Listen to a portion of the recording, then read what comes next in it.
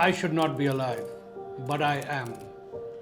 And this is the most personal lesson in safety. This is a story I've rarely shared in full. It's personal, it's painful, and it's a lesson I carry with me every single day. It was the 14th of March 1997, my sister's birthday. I was 26 years old, strong, confident, and serving as a chief officer on board the Bulk Carrier Festival. We were sailing in ballast from Kagoshima in Japan to Gladstone, Australia. My good friend Nasir Siraj was the master.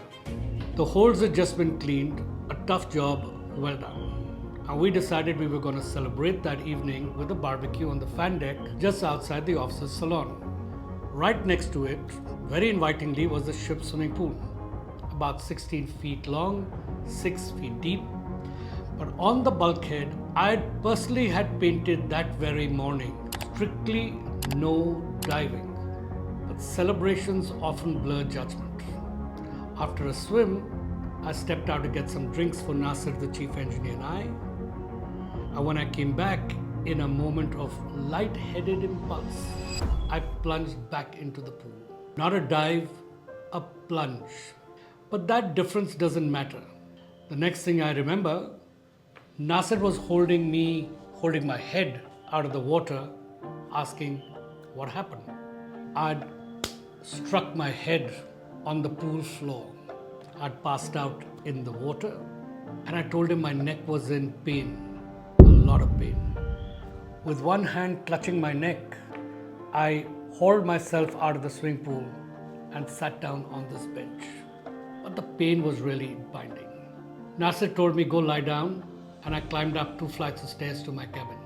But when I lay down and my neck went back, I actually screamed in pain. I could hear the bones grating in my neck, and I was pretty sure I'd broken my neck.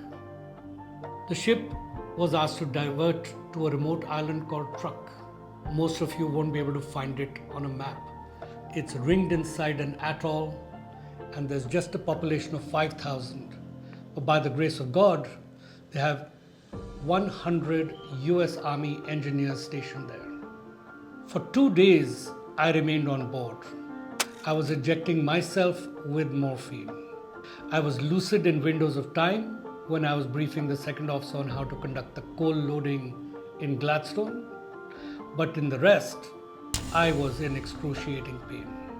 Eventually, a small supply vessel arrived with the doctor, Frank Mahoney. He took one look at me and said, "You've broken your neck, son, but we'll take care of you." I was ferried by catamaran, hoisted onto the supply vessel, and finally landed at this teeny-weeny little hospital truck at 17:05. But the X-ray technician had already left for the day. The next morning, the X-ray confirmed their worst fears. I had in fact broken what they could tell by then was the C1 vertebra, the hangman's fracture. Later in Honolulu, when they did the CT scans, it revealed a much more significant injury. The C1 was broken in 3 places, the C2 in 5. By all logic, I should have been dead or paralyzed or worse. But what saved me? Probably a big neck and some dumb luck. They say my spine hadn't severed because my muscles held up my head.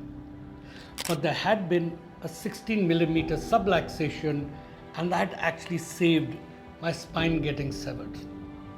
I was medevaced to Boston, and I lay in traction for 2 months in the hospital, placed inside a halo vest, stretching me up like that. I went from a burly 86 kilos, and when I came out of the hospital, I was 56. But I recovered miraculously. No surgery, and less than a year later, I was back at sea. But what's the point of this story? This accident was no act of fate. It was preventable because stupidity was the primary cause.